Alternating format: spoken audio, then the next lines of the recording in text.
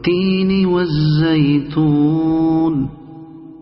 وطور سينين وهذا البلد الأمين لقد خلقنا الإنسان في أحسن تقويم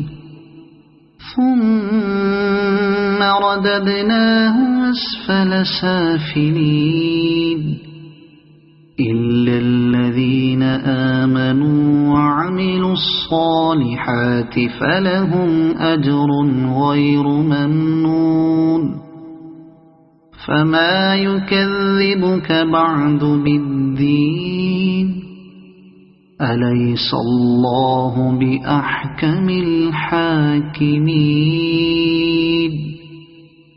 صدق الله العظيم.